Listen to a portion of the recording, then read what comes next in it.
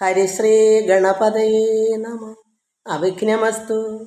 ഓം നമോ ഭഗവതേ വാസുദേവായ. ശ്രീകൃഷ്ണ പരമാത്മനേ നമ. എല്ലാ ഭക്തമക്കൾക്കും എൻ്റെ വിനിതമായ പ്രണാമം. എല്ലാവർക്കും ശാന്തിയും സമാധാനവും ദൈവകൃപയും എല്ലാം ഉണ്ടാകണമെന്ന് പ്രാർത്ഥിക്കുന്നു. ഓം ലോകാ സമസ്ത സുഖിനോ ഭവന്തു. എല്ലാവരെയും ഭഗവാനിൽ അർപ്പിക്കുന്നു. എല്ലാവരുടെയും കമൻസുകളൊക്കെ ഞാൻ വായിച്ചു, കണ്ണനെ ഏൽപ്പിച്ചു. നമുക്ക് രാമായണം വായിക്കാം.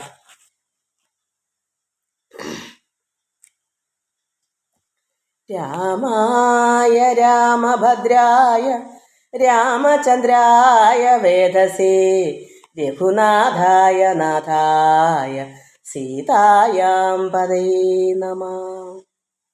ശ്രീരാമ രാമ രാമ ശ്രീരാമചന്ദ്ര ജയ. ശ്രീരാമ രാമ രാമ ശ്രീരാമഭദ്ര ജയ. ശ്രീരാമ രാമ രാമ സീതാഭിരാമ രാമ. ശ്രീരാമ രാമ രാമ ലോകാഭിരാമ ജയ. ശ്രീരാമ രാമ രാമ രാവണാന്തക രാമ. ശ്രീരാമ മമ ഹൃദി രമതാം രാമ രാമ. ശ്രീരാഘവാത്മാ രാമ ശ്രീരാമ രമാപദേ. ശ്രീരാമ രമണീയ വിഗ്രഹ നമോസ്തുതേ.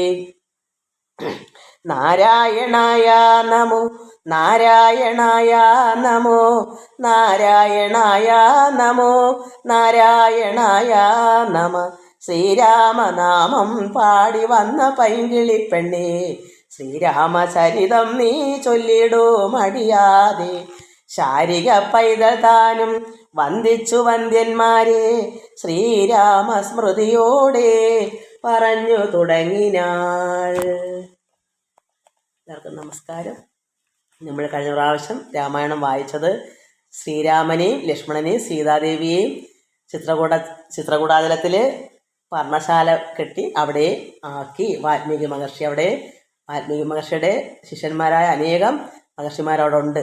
ഭഗവാൻ അത്രത്തോളം സന്തോഷമാണ്. അങ്ങനെ സാധാരണക്കാരല്ലല്ലോ, മഹർഷിമാരല്ലേ. അങ്ങനെയുള്ളവരുടെ ഹൃദയത്തിലാണല്ലോ ഭഗവാൻ വസിക്കാനും ഇടം പറഞ്ഞു കൊടുത്തത്. വാൽമീകി എനിക്ക് സീതയും കൊണ്ട് എവിടെയാ വസിക്കാനുള്ള ഇടം കാണിച്ചു തരണമെന്ന് പറഞ്ഞപ്പോൾ വാൽമീകി ഒത്തിരി നല്ല ഹൃദയങ്ങളുള്ള ഭക്തന്മാരുടെ ഹൃദയത്തിൽ ഓരോരോ രീതിയിൽ എങ്ങനെയൊക്കെയാണെന്നാണ് നമ്മൾ കഴിഞ്ഞ പ്രാവശ്യങ്ങൾക്ക് വിവരിച്ച് മനസ്സിലാക്കിയത്. അപ്പോൾ മഹർഷിമാരുടെ ഹൃദയം അങ്ങനെയുള്ളതാണല്ലോ. അപ്പോൾ അങ്ങനെയുള്ള ഭാഗമാണിവിടെ ശ്രീരാമന് പർണശാല കെട്ടി അവിടെ ആക്കിയത്. തെക്കു വടക്കും കിഴക്കു പടിഞ്ഞാറും അക്ഷിവിമോഹനമായി 2 ശാലയും നിർമ്മിച്ച് അവിടെ ഇരിക്കെന്നരുൾ ചെയ്തു. മന്മഥ തുല്യൻ ജനകജ തന്നോടും നിർമ്മലനാകിയ ലക്ഷ്മണൻ തന്നോടും ബ്രഹ്മാത്മനാ മരുവീടിനാൻ രാമനും വാൽമീകിയാൽ നിത്യപൂജിതനായ സദാ കാമ്യാംഗിയായുള്ള ജാനകി തന്നോടും സോദരനാകിയ ലക്ഷ്മണൻ തന്നോടും സാദരം ആനന്ദം ഉൾക്കൊണ്ട് മേവിനാർ. അവർ 3 പേരും ആനന്ദത്തോടെ മഹർഷിമാരുടെ സേവിതനായി, മഹർഷിമാരെല്ലാം ഭഗവാനെ സേവിച്ചുകൊണ്ട് പൂജിച്ചുകൊണ്ട് വാഴ്ത്തി പാടി സ്തുതിച്ചുകൊണ്ട് 3 പേരും എങ്ങനെയാ ദേവമുനിവര സേവിതനായൊരു ദേവരാജൻ ദിവി വാഴുന്നത് പോലെ, ദേവേന്ദ്രൻ എങ്ങനെയാ ദേവലോകത്ത് കഴിയുന്നത് അതുപോലെ. എന്ന് വെച്ചാൽ എന്താ? ആനന്ദം. ഈ ലോകത്ത് തന്നെ എല്ലാ സൗകര്യങ്ങളൊക്കെ ഉണ്ട്, പക്ഷെ ആനന്ദം ഉണ്ടാവത്തില്ല. ഇവിടെ ആനന്ദം ഉണ്ടെങ്കിലേ അവിടെ സ്വർഗം എന്ന് പറയാൻ പറ്റും. ഭൂമിയിൽ സ്വർഗമുണ്ട്, നല്ല നല്ല ഭക്തന്മാർ വസിക്കുന്ന ആശ്രമങ്ങളോ അങ്ങനെയൊക്കെയുള്ള ആനന്ദമാണ്. പരമാത്മാനെ എപ്പോഴും അറിഞ്ഞും കേട്ടും പ്രാർത്ഥിച്ചും ഇരിക്കുന്ന ആനന്ദത്തോളം മറ്റെന്താ ഉള്ളത്? അപ്പോൾ സ്വർഗം എന്ന് പറഞ്ഞാൽ അതൊക്കെയാണ്. കുറേ ധനം ഉണ്ടായിട്ട് കാര്യമില്ല. ദുഃഖം മാറണമെങ്കിൽ ആനന്ദം വേണം, ആനന്ദം വരണമെങ്കിൽ ദുഃഖം ഇല്ലാതിരിക്കണം, ദുഃഖം ഇല്ലാത്തടത്തേ ആനന്ദം ഉണ്ടാകൂ. അപ്പോൾ ദുഃഖം മാറി ആനന്ദം എടുക്കണമെങ്കിൽ എന്ത് വേണം? ആത്മാരാമനായി നമ്മൾ വസിക്കണം, ആത്മാവിൽ രമിക്കണം. അതിനെന്താ വേണ്ടേ? ഭക്തിയും സജ്ജന സംസർഗവും. ഇതുപോലെ തത്വമസ്യാകുമ്പോൾ ഈശ്വര ചൈതന്യം നമ്മളിൽ വസിക്കും. ഈശ്വരൻ അങ്ങനെയാണ് വസിക്കുക. ഭഗവാന്റെ ചൈതന്യം നമ്മൾ ഏറ്റുവാങ്ങുമ്പോൾ നമ്മുടെ ഉള്ളെപ്പോഴും പ്രകാശിച്ചുകൊണ്ടിരിക്കുമ്പോൾ നമുക്ക് ആനന്ദം ഉണ്ടാകും. അതുപോലെ അവിടെ ശ്രീരാമ ഭഗവാനും ലക്ഷ്മണനും സീതാദേവിയും മഹർഷിമാരുടെ ഒപ്പം തന്നെ നന്നായി ദേവരാജൻ സ്വർഗത്ത് എങ്ങനെയാണ് കഴിയുന്നത് അതുപോലെ അവർ കഴിയുന്നു. ഇനി ദശരഥൻ്റെ ചരമഗതിയാണ്. പിതാവായ ദശരഥ മഹാരാജാവ് മകനെ ചൊല്ലി വിഷമിച്ച് ആണ് ഇത് മരണത്തിലേക്ക് പോകുന്നത്. അതും ഒരു ശാപമൊക്കെ കിട്ടിയതാ കാരണം. ഇവിടെ ഇനിയിപ്പോൾ മന്ത്രി രഥത്തിൽ കൊണ്ടുവന്ന് ഗുഹൻ്റെ ശൃംഗിവേരൻ്റെ അവിടെ ആക്കി ഗംഗാനദി കടന്ന് ഗുഹൻ തോണി കയറ്റി അക്കരെ ആക്കുന്നവരെ ഈ മന്ത്രി സുമന്ത്രൻ രഥവുമായി അവിടെ തന്നെ നിൽക്കുക. ഇവർ അക്കരെ പോയി കടന്ന് മറയോളം അവിടെ ശവശരീരം പോലെ നിന്ന് വിഷമിച്ച് കണ്ണുനീരും വാർത്ത് നിൽക്കുന്നു. അത് കഴിഞ്ഞിട്ടേ അദ്ദേഹം 2 മണിക്കൂർ കഴിഞ്ഞിട്ടേ 4-5 നാഴി കഴിഞ്ഞിട്ടേ യഥാർത്ഥമായ ഒരു ധൈര്യം വന്നുള്ളൂ. തിരിച്ചു പോകണ്ടേ അയോധ്യയിലേക്ക്? രഥവുമായി കൊണ്ടാക്കിയതല്ലേ, അവർക്ക് അദ്ദേഹം തിരിച്ചു പോകണ്ടേ, രാജാവിനൊക്കെ നിന്ന് പറയണ്ടേ? നമുക്കത് വായിക്കാം. മന്ത്രിവരനാം സുമന്ത്രരും ഏറിയോരന്തശുചാ ചെന്ന് അയോധ്യ പൊക്കേടിനാൻ. മന്ത്രി അങ്ങനെ തിരിച്ച് അയോധ്യയിലേക്ക് ചെന്ന് വസ്ത്രേണ വക്ത്രവും ആച്ഛാദ്യ കണ്ണുനീരത്യർത്ഥം ഇറ്റിറ്റു വീണും തുടച്ചും തേരും പുറത്തു ഭാഗത്തു നിർത്തിച്ചെന്ന് ധീരതയോട് നിർവനെ വണങ്ങിനാൻ. കണ്ണുനീര് വാർത്ത് അത്രമാത്രം മുഖത്ത് വസ്ത്രം കൊണ്ട് മറച്ചും തുടച്ചും കണ്ണുനീര് വാർത്തുമൊക്കെയാണ് അവിടെ വരെ ചെന്നെത്തിയത്. പക്ഷേ ഇതെല്ലാം തുടച്ച് കളഞ്ഞിട്ടേ രാജാവിൻ്റെ അടുക്കലേക്ക് ചെന്നുള്ള ധീരതയോട് കാരണം എല്ലാം ഉള്ളിൽ അമുക്കി. അദ്ദേഹം കരയുന്ന കണ്ടാൽ രാജാവ് തകർന്നു പോകത്തില്ലേ? എങ്ങനെയെങ്കിലും സന്തോഷ വാക്കുകൾ പറഞ്ഞു വേണ്ടി സമാധാനിപ്പിക്കാൻ പിതാവിനെ. അങ്ങനെയാണല്ലേ ശ്രീരാമൻ പറഞ്ഞു വിട്ടേക്കുന്നത്. അതുകൊണ്ട് അദ്ദേഹം ദുഃഖമൊക്കെ അകത്ത് മനസ്സിൽ അടക്കിയിട്ട് തേരൊക്കെ പുറത്ത് വച്ചിട്ട് ധീരതയോട് നിർബലിച്ചെന്ന് വണങ്ങി. ഒന്നും സംഭവിക്കാത്തതുപോലെ കണ്ണുനീരോലെ വസ്ത്രം കൊണ്ട് മുഖം മറിച്ചും തുടച്ചൊക്കെ അവിടെ വരെ ചെന്നത്. എന്നിട്ട് പറയുന്നു, രാജാവിനോട് പറഞ്ഞു, ധാത്രീപദേ പ്രാർത്ഥിക്കുക, അദ്ദേഹത്തിനെ വാഴ്ത്തുക. രാജാവല്ലേ, ധാത്രി ഭൂമിയുടെ പതി, അത് രാജാവ്. ഭൂമിപദേ, ധാത്രിയും ഭൂമിയൊക്കെ ഒന്നാ.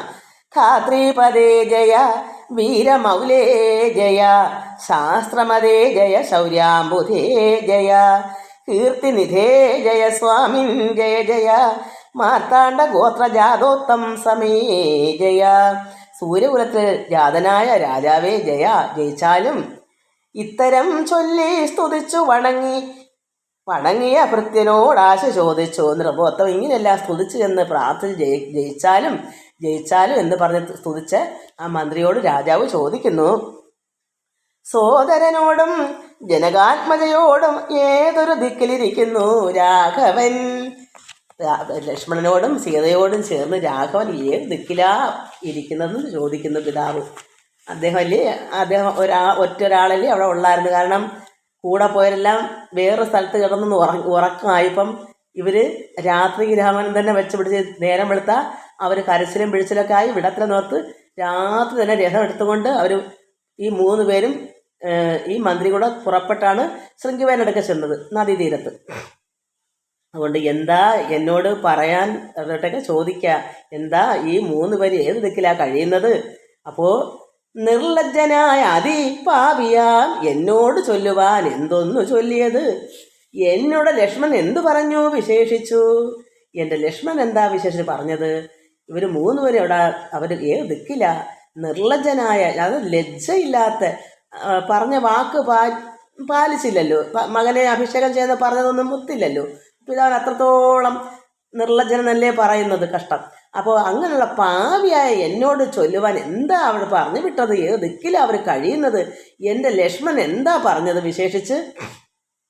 ലക്ഷ്മി സമയായ ജാനകി ദേവിയും, ജാനകി ദേവി ലക്ഷ്മി സമയായ ലക്ഷ്മിക്ക് തുല്യയായ ജാനകി ദേവിയും എന്താ പറഞ്ഞത്? എൻ്റെ ലക്ഷ്മണൻ എന്ത് പറഞ്ഞു? ശ്രീരാമൻ ഇവർ 3 കൂടെ എവിടെ വസിക്കുന്നത്? എവിടെ? അവർ ഏത് ദിക്കിലാണ്? ഇതൊക്കെയാണ് ചോദിച്ചത്. കഷ്ടം. ഒരു സമയത്ത് ഇതൊക്കെ അനുഭവിച്ചതാണല്ലോ, നമുക്ക് ഓർക്കുമ്പോൾ സങ്കടമാണ്. അപ്പോഴത്തേക്ക് സങ്കടം കൂടി. ഇത്രയും പറഞ്ഞിട്ട് അദ്ദേഹം, ഹാ രാമ ഹാ ഗുണവാരിധേ ലക്ഷ്മണ വാരിജലോചനെ ബാലേ മിഥിലജേ 3 പേരെയും വിളിച്ച് കരയുക. ദുഃഖം മുഴുത്തു മരിപ്പാൻ തുടങ്ങുന്ന ദുഷ്കൃതിയാം എന്നരികെ തിരിപ്പാനും. ഇത്രമാത്രം ദുഃഖം മുഴുത്ത് ഞാൻ മരിക്കാൻ പോകുന്നു. എന്നിട്ട് എൻ്റെ അടുക്കൽ ഇരിക്കാൻ മകനോ, അത് ശ്രീരാമ മകനും ലക്ഷ്മണൻ്റെ ആ മകനും സീതയൊന്നും അടുക്കലില്ല. എന്നാലോ ഇദ്ദേഹം മരണത്തിന് തുല്യനായ അവിടെ അത്രമാത്രം കഷ്ടപ്പെടുക. ഇപ്പം മരിക്കുന്ന രീതിയിലാണ് അദ്ദേഹം കഴിയുന്നത്. അവിടെ ദുഃഖം കൊണ്ടാണ് മരിപ്പാൻ തുടങ്ങുന്നത്. അതുകൊണ്ട് ദുഃഖം മുഴുത്ത് മരിപ്പാൻ തുടങ്ങുന്ന ദുഷ്കൃതിയാം എന്നരികത്തിരിപ്പാനും മക്കളെയും കണ്ടെനിക്ക് മരിപ്പാനും ഇക്കാലമില്ലാതെ വന്നു സുഹൃതവും. എനിക്ക് സുഹൃതമില്ലാതെ പോയി. അതുകൊണ്ട് എൻ്റെ മക്കൾ എൻ്റെ അരികത്ത് കാണാനില്ല.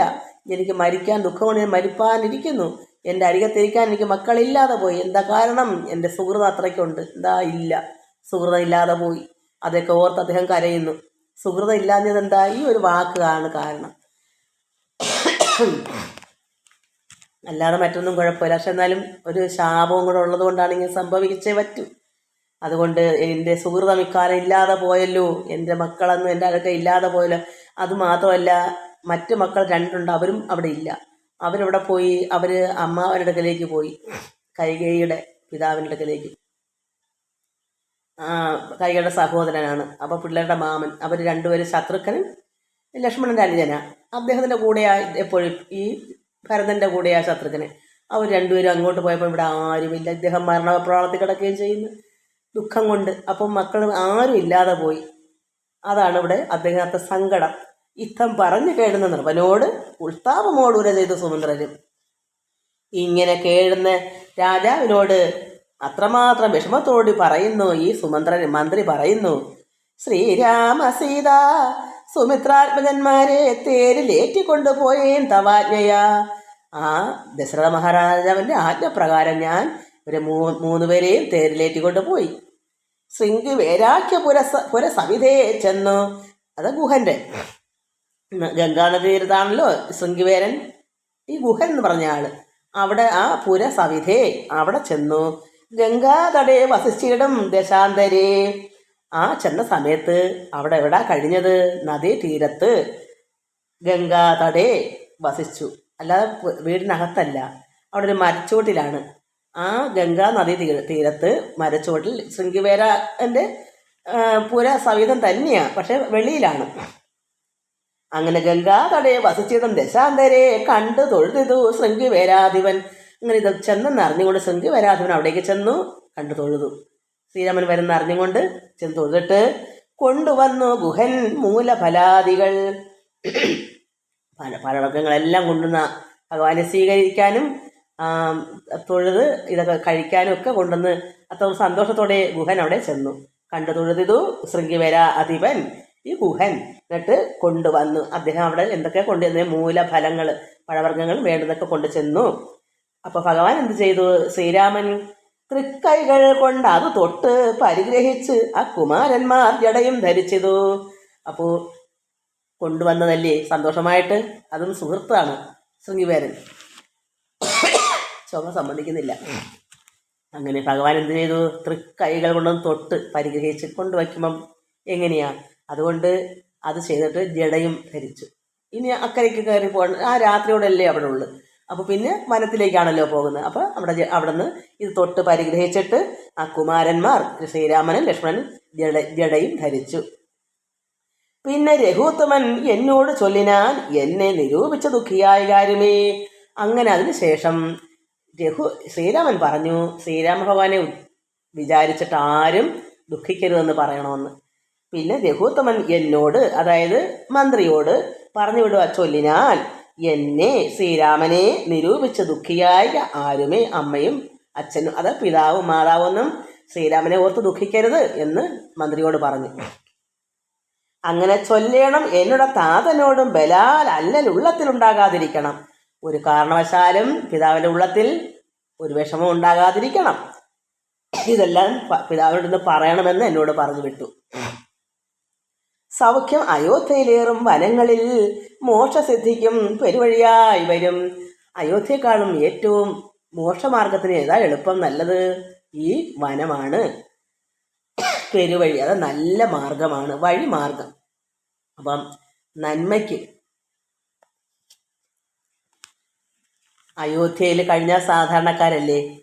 ഈശ്വരൻ പരമാത്മാവിന് സാധാരണ ജനങ്ങളോട് എന്താ കാര്യം? രാജ്യം പാലിക്കേണ്ട കാര്യം വല്ലതുകൊണ്ടോ? അതിനാണോ പരമാത്മാവ് നിയോഗപ്രകാരം അവതരിച്ചത്? അപ്പോൾ മഹർഷിമാരോടൊപ്പം ഇത്ര ആനന്ദത്തില്ല. സ്വർഗത്ത് അതായത് ദേവേന്ദ്രൻ വാഴുന്നത് പോലല്ലേ ഭഗവാനോടെ വാഴുന്നത്. അപ്പോൾ സൗഖ്യം അയോധ്യയിലേറും. അയോധ്യയേക്കാൾ ഏറ്റവും സൗഖ്യം, സുഖം എവിടെയാ? വനങ്ങളിലാണെന്ന് പറഞ്ഞു വിട്ടു പിതാവിനെ അറിയിക്കാൻ. മോക്ഷസിദ്ധിക്കും പെരുവഴിയായി വരും. മോക്ഷത്തിനും അത് പെരുവഴി, അത് വലിയൊരു മാർഗമാണ് വനം. കാരണം മറ്റ് ചിന്തകളില്ലല്ലോ. കുടുംബവും ലോകത്തിലെ ജനങ്ങളെ നന്നാക്കുക എന്നൊക്കെ പറഞ്ഞാൽ അത് ഉത്തരവാദിത്വം, അത് ദുരിതമാണ്. മോക്ഷത്തിക്ക് പാലിക്കുന്നതല്ലത്.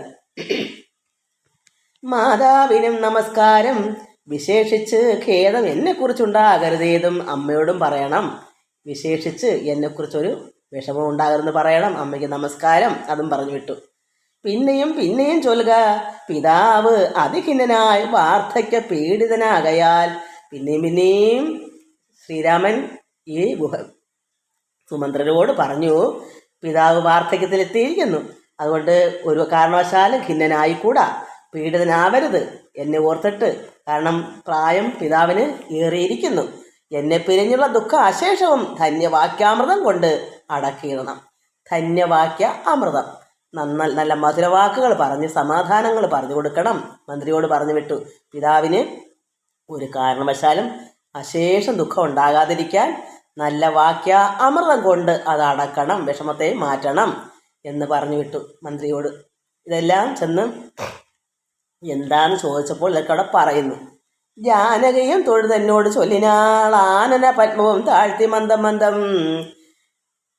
സീതാദേവിയും മന്ദമന്ദം പറഞ്ഞു, ആ മുഖം താഴ്ത്തി പതുക്കെ പറഞ്ഞു. അശ്രുകണങ്ങളും വാർത്ത് സകൽഗതം, കണ്ണുനീര് വാർത്ത് സകൽഗതത്തോടുകൂടി ശുശ്രുപാദേഷു സാഷ്ടാംഗ നമസ്കാരം. അമ്മയ്ക്ക്, കൗസല്യമ്മയ്ക്ക് പാദ നമസ്കാരം ചെയ്തു. എന്നോട് പറഞ്ഞു, അങ്ങനെ കണ്ണുനീരൊക്കെ ഒഴുക്കി സകൽഗതമായിട്ട് എന്നോട് നമസ്കാരം പറഞ്ഞു വിട്ടു. പാദ നമസ്കാരം അമ്മയ്ക്ക് കൊടുക്കാൻ. തോണി കരേറി ഗുഹനോട് കൂടവേ പ്രാണവിയോഗന നിന്നേനടിയനും. അക്കരെ ഈ ഗുഹനോട് കൂടെയാണല്ലോ വള്ളത്തിൽ കയറി അക്കരെ ചെല്ലുന്നത്. അതുവരെ ഈ മന്ത്രി ഇക്കരെ രഥത്തിൽ നിന്ന് ആ രഥത്തിൽ കയറിയാണ് അയോധ്യക്ക് തിരിച്ചു വന്നത്. അപ്പോൾ ഇവരക്കരെ കയറി മറയോളം ഇദ്ദേഹം എങ്ങനെ പ്രാണവിയോഗേന, പ്രാണം പോകുന്നത് പോലെ അത്രമാത്രം വിഷമത്തിലാണ് അവിടെ അടിയൻ അവിടെ നിന്നത് എന്ന് പറഞ്ഞു. അക്കരെ ചെന്നിറങ്ങിപ്പോയി മറവോളം ഇക്കരെ നിന്നു ശവശരീരം പോലെ. അക്കരെ കയറിയിട്ട് അവർ മറവോളം അവിടെ നോക്കി നിന്ന്. എത്ര മണിക്കൂറാണ്? 4-5 നാഴിക. 1 മണിക്കൂർ 2.5 നാഴിക, 5 നാഴികയാവൻ 2 മണിക്കൂർ. അങ്ങനെ അതേ രീതിയിൽ ശവശരീരം പോലെ നിന്ന് കെൽപ്പില്ലാതെ, തിരിച്ചു വരാനുള്ള മനസ്സ് സമാധാനമില്ലാതെ. 4-5 നാഴിക ചെന്നവാറേ ധൈര്യം ആലംബ്യ മന്ദം നിപത്തനായിടിനേൻ.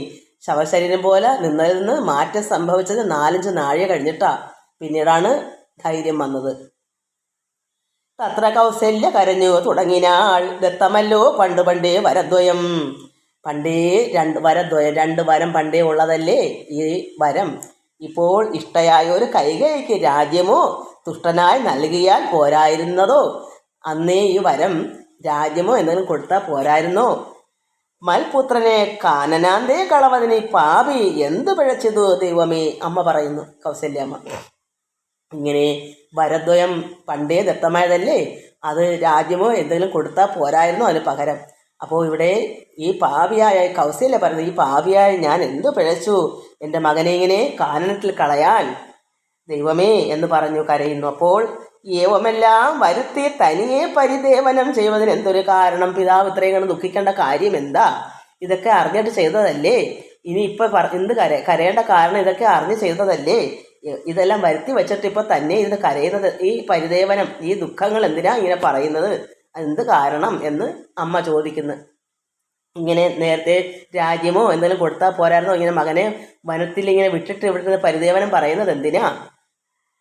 അപ്പോൾ ഭൂപതി പറയുന്നു, രാജാവ് അത് കേട്ടിട്ട്, ഭൂപതി കൗസല്യ ചൊന്നൊരു വാക്കുകൾ താപേന കേട്ടു മന്ദം പറഞ്ഞിടിനാൻ. ദുഃഖത്തോടുകൂടി പറയുന്നു രാജാവ് ഈ അമ്മ പറഞ്ഞ വാക്കിന് മറുപടി. ഉണ്ണിലൊരു കൊള്ളി വയ്ക്കുന്ന അതുപോലെ പുണ്യമില്ലാതെ മാം ഖേദിപ്പിയായ എന്നെ നീ ഖേദിപ്പിക്കാതിരിക്കൂ. എൻ്റെ ഉള്ള അത്രയും പുണ്ണായിരിക്കുകയാണ്, വേദനിച്ച് പുണ്ണായി. ഒരു തീക്കൊള്ളി കൂടെ വയ്ക്കുക, കൊള്ളി വയ്ക്കുന്നത് പോലെ ഈ പുണ്യമില്ലാതെ മാം ഖേദിപ്പിയായ. അതുകൊണ്ട് ഞാൻ ഇത്രയും ദുഃഖിച്ചിരിക്കുന്ന എന്നെ നീ ഒന്നും കൂടെ ഒരു പുണ്ണിൻ്റെ മുകളിൽ ഒരു കൊള്ളിയോടെ വെച്ച് തരാതെ ദുഃഖം ഉൾക്കൊണ്ട് മരിപ്പാൻ തുടങ്ങും എന്നുൾക്കാം ഉരുക്കി ചമയ്ക്കായ വല്ലഭേ. എൻ്റെ ഹൃദയം ഉരുവാണ്. ദുഃഖം ഉൾക്കൊണ്ട് ഞാൻ മരിപ്പാൻ തുടങ്ങുന്നു. അതിൻ്റെ കൂടെ നീ എൻ്റെ ഉള്ള ഉരുക്കാതിരി, തീക്കൊള്ളികൊണ്ട് കുത്തി ഒന്നുകൂടെ ഉരുക്കി ചമയ്ക്കാതെ വല്ലഭേ. ഭാര്യയോട് പറയുക, കൗസല്യത്ത് പറയുന്നു, ഇത്രയും ഞാൻ മരിപ്പാൻ തുടങ്ങുന്നു, എൻ്റെ ഉള്ള അത്രമാത്രം പഴുത്തിരിക്കുന്നു, അതിൻ്റെ കൂടെ ഒരു കൊള്ളിയോടെ വെച്ച് എന്നെ ഉരുക്കിയെടുക്കല്ലേ എന്ന് പറയുന്നു. പ്രാണപ്രയാണം അടുത്ത തപോധനൻ പ്രാണവിയോഗേ ശപിച്ചതു കാരണം കേൾക്ക നീ ശാപപ്രകാരം മനോഹരേ. കൗസല്യത്ത് പറയുന്നു, പ്രാണപ്രയാണം അടുത്ത ഒരു താപസൻ തപോധനൻ പ്രാണവിയോഗേ, പ്രാണം പോകാൻ സമയത്ത് എന്നെ ശപിച്ചു. അതിൻ്റെ കാരണം കേൾക്കാൻ ഞാൻ പറയാം. കേൾക്ക നീ, ഈ ശാപം എങ്ങനെ കിട്ടിയതാണെന്ന് മനോഹരെ നീ കേൾക്കൂ. അതാ അതിൻ്റെ കാരണം.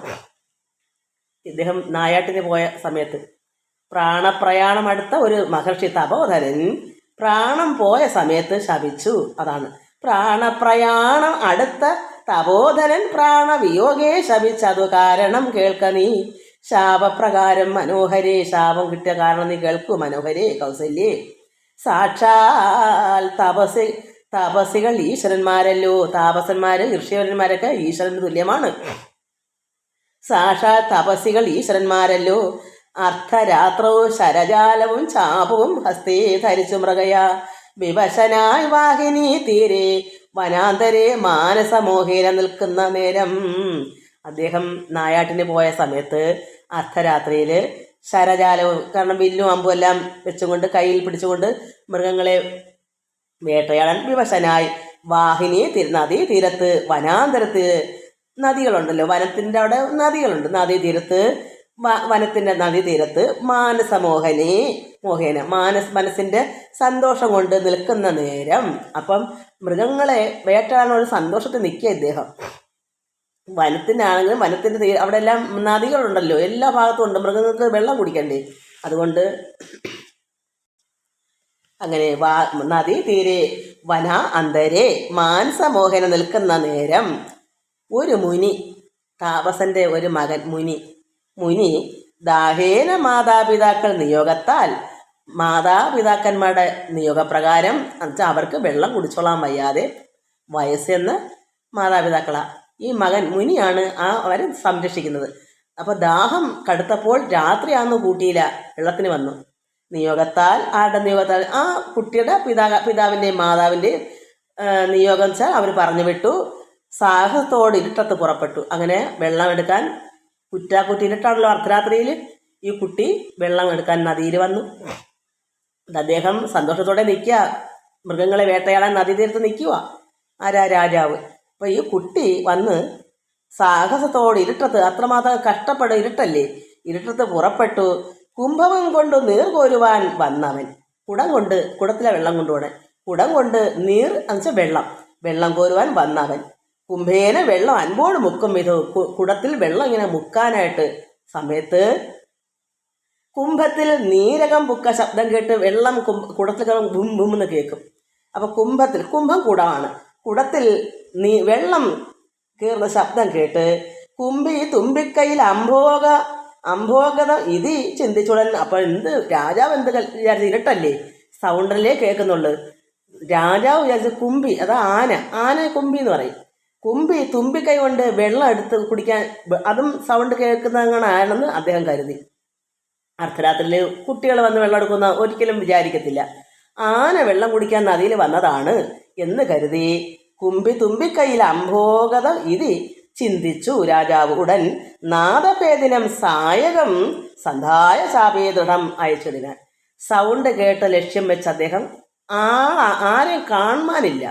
അദ്ദേഹം നിന്ന സ്ഥലത്തുനിന്ന് ഈ സൗണ്ട് എവിടെയാ കേട്ടത്, ആ ലക്ഷ്യം നോക്കി അവിടെ നിന്നേ അമ്പ് വിട്ടതാ. അങ്ങനെ സൗണ്ട് കേട്ട് ആ ഉന്നം പഴയ്ക്കാതെ വിടാം. ആ സൗണ്ട് കേട്ടപ്പോൾ ഇത് മൃഗമാണല്ലോ എന്ന് കരുതി, ഇപ്പോൾ ആന തുമ്പിക്കൊണ്ട് വെള്ളം കുടിക്കുന്ന സൗണ്ടാണെന്ന് കരുതി അദ്ദേഹം അമ്പയച്ചു, ദൃഢം അയച്ചതിനാൽ. ഹതോസ്മ്യഹം ഹതോസ്മ്യഹം ഹാഹേതി കേട്ടതു മാനുഷവാക്യവും. ഞാൻ കൊല്ലപ്പെട്ടു, ഹതോസ്മ ഞാൻ കൊല്ലപ്പെട്ടു എന്ന് വിളിച്ചു ഈ കുട്ടി, മകൻ മുനികുമാരൻ. അതായത് പിതാവിൻ്റെ ദാഹം തീർക്കാൻ, മാതാവിൻ്റെയും പിതാവിനും ദാഹം തീർക്കാൻ അവർക്ക് രക്ഷകനായിരിക്കുന്ന മകൻ വെള്ളത്തിന് വന്നതാ. വെള്ളം എടുക്കാൻ കുടം കൊണ്ട് മുക്കിയപ്പോൾ സൗണ്ട് കേട്ടപ്പോൾ അവിടെ ആനയാണെന്ന് കരുതി സൗണ്ട് ഇട്ടത്തേക്ക് അമ്പയച്ചു രാജാവ്. അപ്പോൾ അത് കൊണ്ടത് എവിടെയാ? ആ കുട്ടിയുടെ പുറത്താ, ആ മുനിയുടെ പുറത്താ. അപ്പോൾ പറഞ്ഞു ഞാൻ കൊല്ലപ്പെട്ടു, ഞാൻ കൊല്ലപ്പെട്ടു എന്ന് ആ മുനി വിളിച്ച് കരയുന്നു. ഹതോസ്മ്യഹം ഹതോസ്മ്യഹം. ഹാഹേത് കേട്ടത് മനുഷ്യൻ്റെ സൗണ്ട്. അപ്പം അന്തം വിട്ടതില്ലയോ രാജാവ്? മനുഷ്യൻ്റെ സൗണ്ടാണ് കേൾക്കുന്നത്. കൊല്ലപ്പെട്ടത്. അപ്പം ഇദ്ദേഹം എന്നിട്ട് ആ കുട്ടി വീണ്ടും പറയുന്നു, ഹാഹേത് കേട്ടത് മാനുഷവാക്യവും, ഞാനൊരു ദോഷം ആരോടുമേ ചെയ്തില്ല. കുട്ടി തന്നെ പറയാം, ഞാൻ ആർക്കും ഒരു ദോഷം ചെയ്തില്ല. എന്താ ഇതിങ്ങനെ? അത് മുനിയല്ലേ, ആർക്കും ദോഷം ചെയ്തില്ലല്ലോ. ഞാനൊരു ദോഷം ആരോടുമേ ചെയ്തില്ല. കേനവാഹന്ത ഹതോഹം വിധേ വൃഥാ. പാർത്തിരിക്കുന്നത് മാതാപിതാക്കന്മാർ ആർത്തി കൈക്കൊണ്ട് തണ്ണീർക്ക് ദാഹിക്കയാൽ. അത് കരഞ്ഞുകൊണ്ട് പറയുന്നത്, എൻ്റെ അച്ഛനമ്മയും ദാഹിച്ച് വരഞ്ഞിരിക്കുന്നു തണ്ണീർ വെള്ളത്തിന് വേണ്ടി. ദാഹിക്കുന്നത് കൊണ്ട് ആർത്തി കൊണ്ട് ഇരിക്കുകയാണ്. ഇതാണ് അതിന് വിഷമം. എന്നിങ്ങനെ ഇനി വെള്ളം കൊണ്ട് കൊടുക്കും? അച്ഛനമ്മയും അത്രയ്ക്ക് ദാഹിച്ചിരുന്നുകൊണ്ടാണല്ലോ രാത്രി വന്നത്. പാർത്തിരിക്കുന്നത് നോക്കിയിരിക്കുക. ഇപ്പം കുട്ടി വെള്ളം കൊണ്ട് ചെല്ലുമെന്ന് പറഞ്ഞ് നോക്കിയിരിക്കുക അമ്മയും അച്ഛനും വയസ്സെന്നവർ. പാർത്തിയാൽ നോക്കിയിരിക്കുന്നു. മാതാപിതാക്കന്മാർ ആർത്തി കൈക്കൊണ്ട് തണ്ണീർക്കു ദാഹിക്കയാൽ ഇത്തരം മർത്യനാദം കേട്ടു. ഇതെല്ലാം ഒരു മനുഷ്യൻ്റെ നാദമായിട്ടാണ് രാജാവ് കേൾക്കുന്നത്. ഞാൻ കൊല്ലപ്പെട്ടു, എൻ്റെ അച്ഛനും അമ്മയും ദാഹിച്ചിരിക്കുന്നു തണ്ണീർ വെള്ളത്തിന് വേണ്ടി. അങ്ങനെ മനുഷ്യൻ്റെ നാദം കേട്ടപ്പോൾ ഞാനാദി ത്രസ്തനായിട്ട് അത്ര ചെന്നത്തലോടുന്നതാണ്. അത്രമാത്രം ഭയപ്പെട്ടു. എന്താ സംഭവിച്ചത്? ഇവിടെ മനുഷ്യൻ്റെ സൗണ്ടാണല്ലോ കേൾക്കുന്നത്. അതായത് ഞാനാദ്യം ത്രസ്തനായി തത്ര ചെന്ന് അത്തലോടുന്നത്, അത്രമാത്രം വിഷമിച്ച് അവിടേക്ക് ചെന്നു രാജാവ്.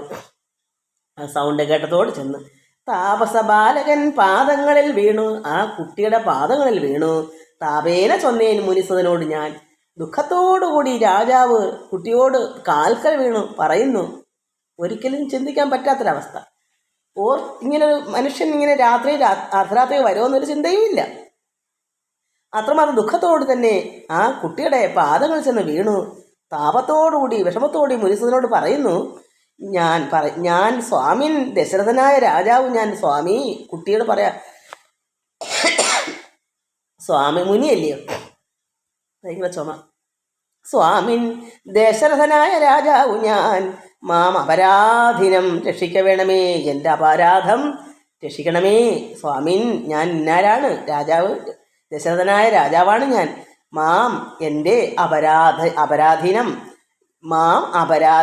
എൻ്റെ അപരാധം ക്ഷമിക്കണമേ എന്നവിടെ ദുഃഖത്തോടുകൂടി താണുവീണ് കുട്ടിയുടെ പാദത്തിൽ വീണ് പറയുന്നു.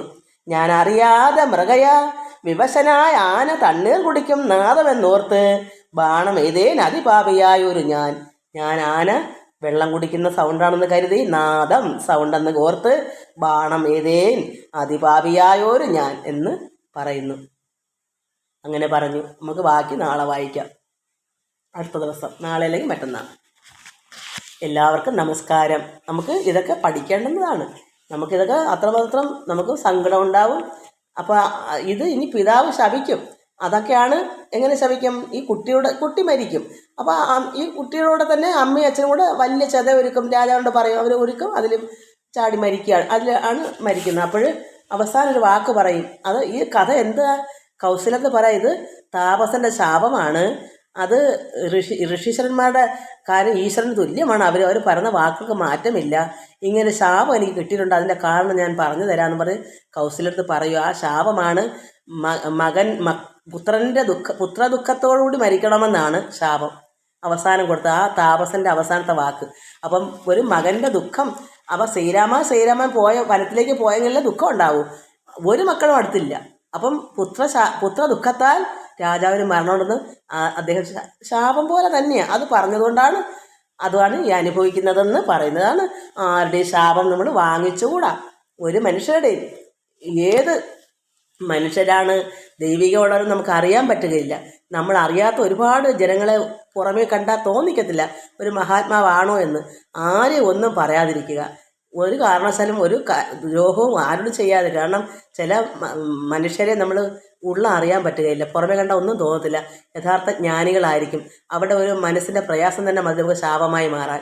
അതുകൊണ്ട് എല്ലാവരും ഇത് മനസ്സിലാക്കുന്ന എന്തിനാ, നമ്മൾ വായിക്കുന്ന എന്തിനാ, ഒന്നിനോടും ഒരു ദ്രോഹം ചെയ്യാതിരിക്കുക. ഞാൻ പാട്ടൊക്കെ എഴുതിയിട്ടുള്ള ഒന്നിനോടും ഒരു ദ്രോഹം ചെയ്യാതിരിക്കാൻ നമുക്ക് ഈശ്വരൻ കരുണ തരണേ നമുക്ക് പ്രാർത്ഥിക്കേണ്ടത്.